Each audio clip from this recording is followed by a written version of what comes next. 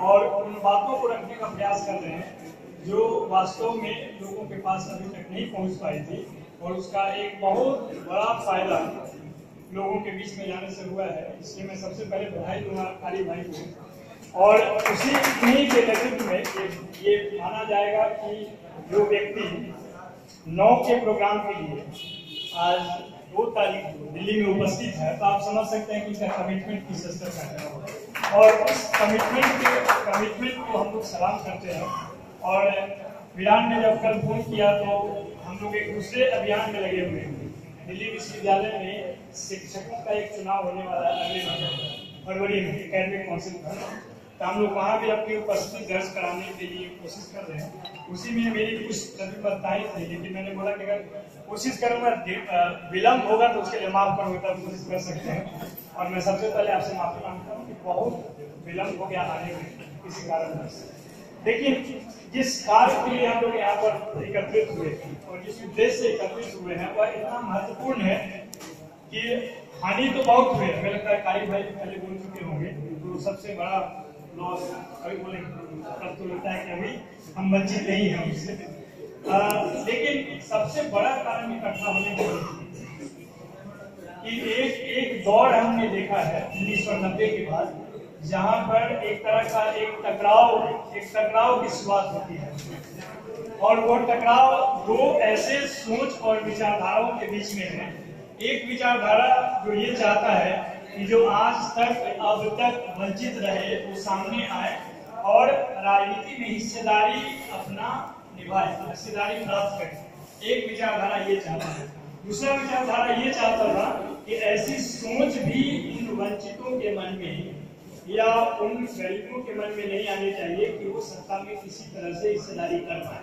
ये 2 विचारधारा आप समझ सकते हैं कि कितना खतरनाक था। और उसमें भी खतरनाक इसलिए जो विचारधारा चाहता था कि सब लोगों की हिस्सेदारी हो, वो संख्या के आधार पर हो, उनकी आवाज उतनी पहुंचनी चाहिए, उसके पास न मीडिया था न माध्यम था। और जो ये चाहता था कि वो लोग वंचित हैं तो वंचित ही रहे, उसके पास मीडिया भी था, माध्यम भी था, विचारधारा की ताकत भी थी और सामाजिक सत्ता भी उसके पास था। राजनीतिक सत्ता तो था ही, लेकिन उसके साथ में आए सामाजिक सत्ता भी था।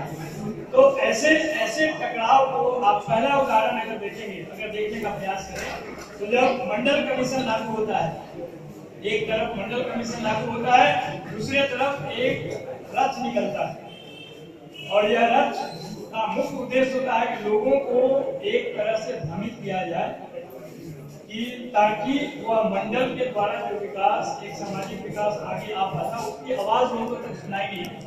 और यही कारण है कि हम आज भी कहते हैं कि जब मंडल एक परिवर्तन का आगाज कर रहा था तो आप एक रथ यात्रा लेकर ऐसे जगह पे जा रहे थे जहाँ पर हजारों लोगों की जाने गई और एक बहुत बड़ा विरासत को हानि पहुंचाया गया, एक बहुत बड़ा संस्कृति के सूचक को हानि पहुंचाया गया। वैसे दौर से शुरुआत होती है और लालू जी निरंतर उस विचारधारा के लिए मरते रहे हैं, लड़ते रहे हैं और लोगों को खड़ा करते रहे हैं। और यही कारण है कि पूरे देश में चाहे लेफ्ट हो या राइट भी यह मानता है कि असल में जो खड़ा है उसका नाम लालू यादव है और दूसरा ही है ये जो शुरुआत कर सकता है। और आपको मालूम भी होगा कि जिस षड्यंत्र के खिलाफ हम लोग 9 जनवरी को खड़ा होने जा रहे हैं या एक अपना प्रतिरोध जताने जा रहे हैं, उसकी शुरुआत वास्तव में 27 अगस्त को ही हो गया था, जब बिहार में एक रैली लालू जी ने की थी और उस रैली का मुख्य उद्देश्य था कि भाजपा भगाओ और देश बचाओ। और वह उद्देश्य ये ताकत को दिख गया, भाजपा को उसी दिन दिख गया, संघ को उसी दिन दिख गया जब गांधी मैदान में करीब 10 लाख लोग इकट्ठा हुए और उस 10 लाख लोगों को इकट्ठा करने में कारी सोहेब जैसे कार्यकर्ताओं का भी बहुत बड़ा योगदान था।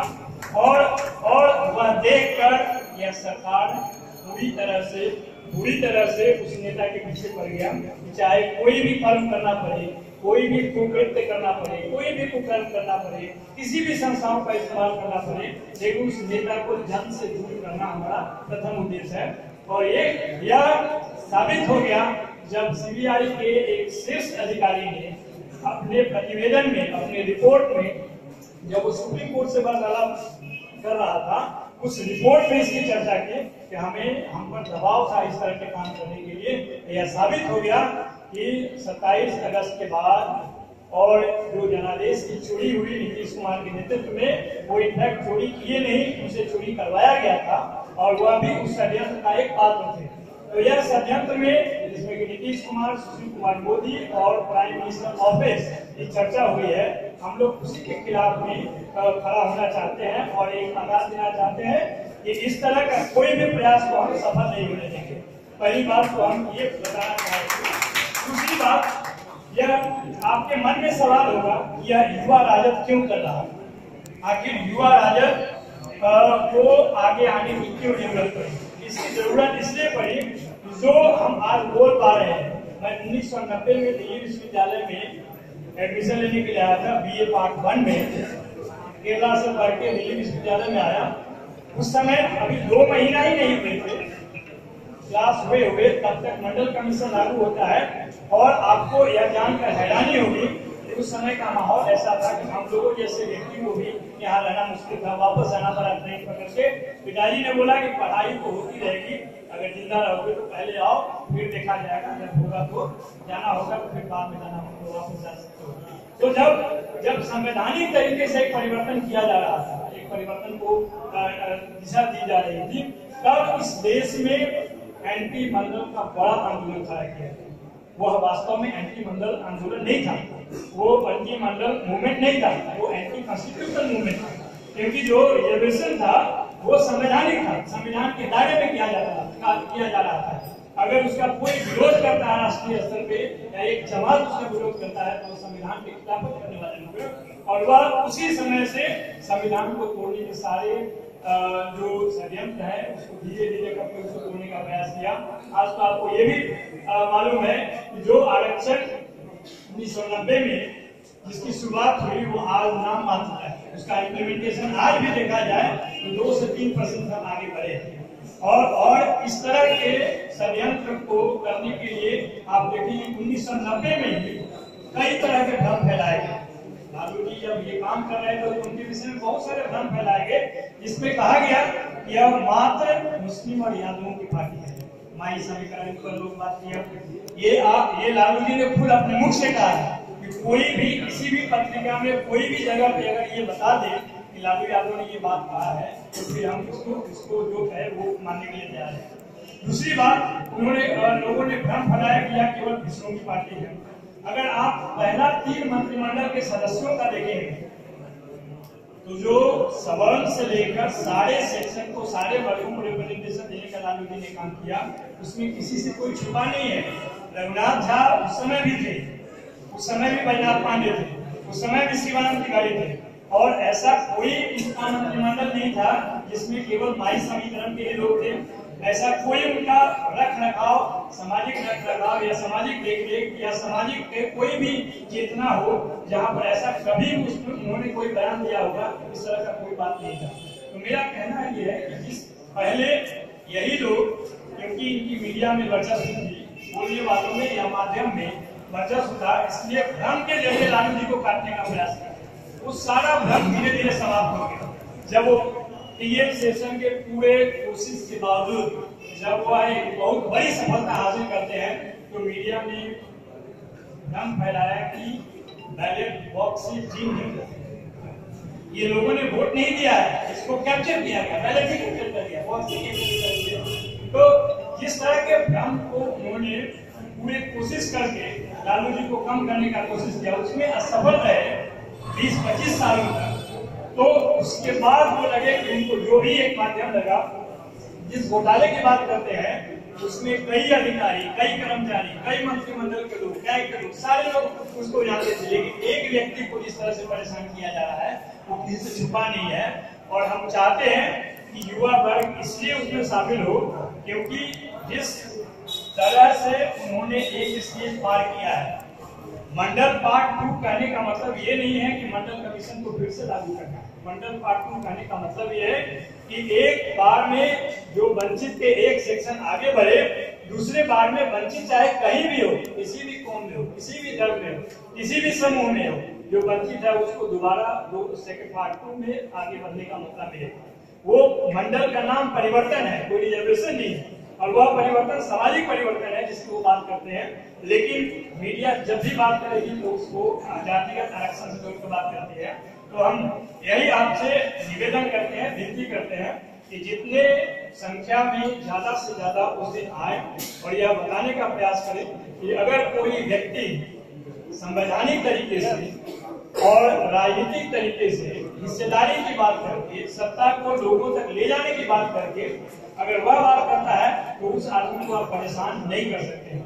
और उससे भी बड़ी बात है कि पूरा मीडिया या पूरा जो उनके विरोधी है, खासकर संघ और भाजपा, वो कहता है कि सजा याफ्ता है, जबकि सबको मालूम है, अगर कम से कम भी जानकारी हो कानून की, तो जो सीबीआई कोर्ट है उसका वह निचली अदालत के समतुल्य है। उसके बाद हाई कोर्ट है, उसके बाद सुप्रीम कोर्ट है। जो अभी निम्न कोर्ट में या निम्नतर कोर्ट में अगर उसको कोई सजा मिली है और उसके पास दो और अवसर है, तो आप पहले ही पूरा देश में यह फैलाने का प्रयास कर रहे हैं कि नहीं, वो उनको सजा हो चुकी है और वो इसमें दोषी है।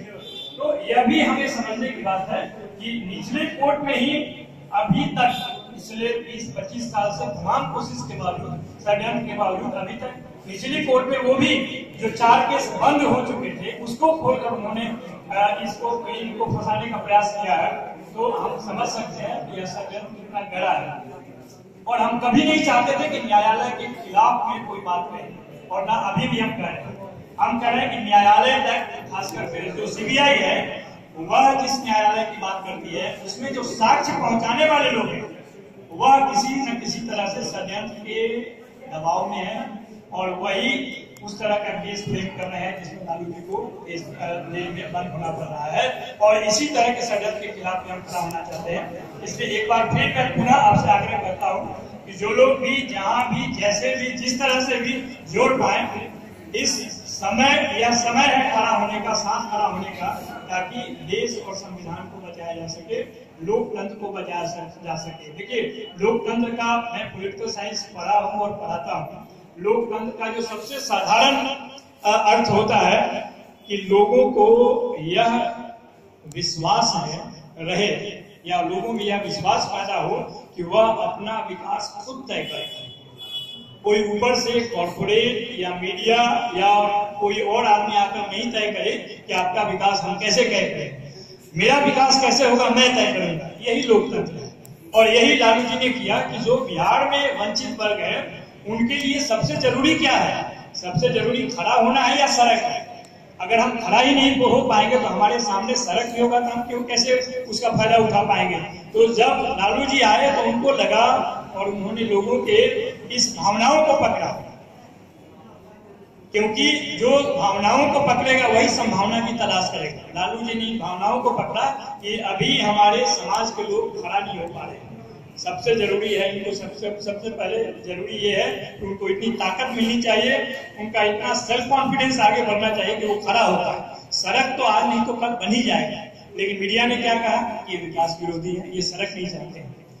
तो हमारा कहना है कि देखिए, हर तरह के लोग हैं जो आपका विरोध करते हैं, लेकिन हम एक दौर से गुजर के आगे बढ़कर आए हैं और इतने खुले तौर पे मीटिंग करके, बैठक करके अपनी बात कर रहे हैं। जेएनयू कोई बहुत बड़ा एक्सपेरिमेंट नहीं था, हम लोग 20 वोट के लिए भी तैयार थे, और मैं इसका पूरा क्रेडिट एसपी यादव जी को देना चाहता हूँ, इसलिए कि उन्होंने सबसे पहले कहा कि 25 वोट भी आएगा कि नहीं।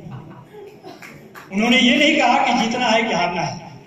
इन लोगों की मुलाकात के बाद पहला सवाल उनका यही था, पहला मतलब चिंता यही था कि 25 वोट भी आएगा कि नहीं, क्योंकि उससे कम वोट आएगा तो हम लोग को लोग कहेगा कि ये बिना मतलब का यहाँ पे चले।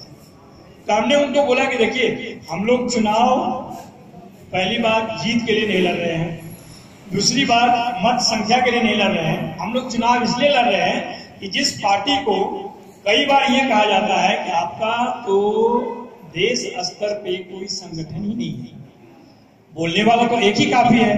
जेएनयू में एक ही बोला और ऐसा बोला कि सारे पार्टियों की तुलना में सबसे ज्यादा चर्चा राजद चर्चा में रहा।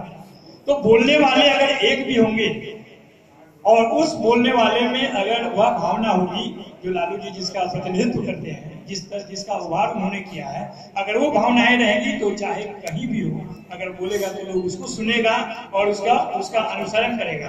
तो उस उद्देश्य से हम लोग चाहते थे कि कहीं ना कहीं एक वहां पे, और जाहिर है कि देखिए आज के डेट में जेएनयू एक ऐसा जगह है कि चुनाव का जो प्रक्रिया है आप सब जानते होंगे, मुझे रिपीट करने की जरूरत नहीं है, वो इतना लोकतांत्रिक है कि उसमें बहुत कुछ करने की जरूरत नहीं है। दिल्ली यूनिवर्सिटी बहुत मुश्किल है, इसलिए हम लोगों ने तय किया कि इस साल हम नहीं लड़ सकते हैं, क्योंकि उसमें खर्च का ही अगर आप अध्याय देखिएगा तो कम से कम 30-40 लाख का खर्च होता है। उस खर्च में अभी हम नहीं जाना चाहते हैं बिना तैयारी के, कि अगर हम जाएं भी और पता चले कि हम उनके सामने खड़े भी नहीं रह पाए, तो यहाँ मीडिया बैठी हुई है यह बताने के लिए कि देखो दिल्ली यूनिवर्सिटी ने तेजस्वी को रिजेक्ट किया। अगर यही 20-25 वोट आया होता जेएनयू में तो मीडिया का हेडलाइन होता कि तेजस्वी को जेएनयू ने रिजेक्ट कर दिया, लालू के राजनीति को रिजेक्ट कर दिया। लेकिन जिस तरह का अभियान चला और जितने लोग हमारे साथ जुड़े, उससे पता चला कि लालू जी व्यक्ति नहीं विचारधारा है। लोग उनके बातों को सुन के उनके साथ आना चाहते हैं, और भाजपा उनके विचारधारा को छोड़ के व्यक्ति के पीछे पड़ी हुई है कि व्यक्ति को समाप्त कर देंगे। उसको ये मालूम ही नहीं है कि वो व्यक्ति नहीं विचारधारा है। संघ चाहे कितना भी करेगा, अगर उससे पूछा जाएगा कि क्या आप लोकतंत्र के पहले अध्याय पढ़े हैं, नहीं पढ़े हैं। उनके 1000 अधिकारी हो सकते हैं, लेकिन उसका कोई लोकतांत्रिक पृष्ठभूमि नहीं है। कोई किसी के मर्जी पे है, कोई किसी के अर्जी पे है, लेकिन यह बहुत सारे लोग फर्जी हैं। लेकिन कोई भी वहां पे लोकतांत्रिक तरीके से अपने आप को कह सके कि मैं इसका अध्यक्ष हूं, तो वो तो मोहन भागवत भी नहीं कर पाएंगे। इस तरह का संगठन है, और वो चाहता है कि एक विचारधारा को व्यक्ति समझ के और उसके पीछे पड़ा हुआ है। तो हम चाहते हैं कि वो पीछा करते करते एक भूत बन जाए, एक अध्याय बन जाए, और एक मिटने वाला अध्याय बन जाए, और जिसके पीछे लिखा जाए कि लालू जी का पीछा करते करते वह मर गया, वह संस्था भी मर गया, वह संगठन भी मर गया, वह विचारधारा भी मर गया। क्योंकि संख्या सबसे ज्यादा हमारी है, और संख्या जब सबसे ज्यादा हमारी है तो लोकतांत्रिक पक्ष जो होगा या लोकतांत्रिक तरीके से जो होगा वो हमारे पक्ष में सारे निर्णय आएंगे। इन बातों के साथ मैं आप सबका धन्यवाद करता हूँ कि आपने यहाँ पर बैठा और हम लोगों को सुन रहे हैं। और इसका मुख्य कारण यही है कि आप भी कहीं न कहीं यह मानते हैं कि जिस विचार को और जिस तरह से लालू जी ने पिछले 2-3 दशक में एक राजनीति के चरित्र को बदलने का प्रयास किया है, मनवादी चरित्र को बदलने का प्रयास किया है, एक दक्षिणपंथी चरित्र को बदलने का प्रयास किया है या उससे लोहा लिया है, उस चीज को आप मानते हैं, इसलिए आप हमारे साथ हैं। आप सबका बहुत बहुत धन्यवाद। और एक बार फिर मैं मिलान भाई का धन्यवाद करता हूँ, भाई का धन्यवाद करता हूँ, और जय हिंद।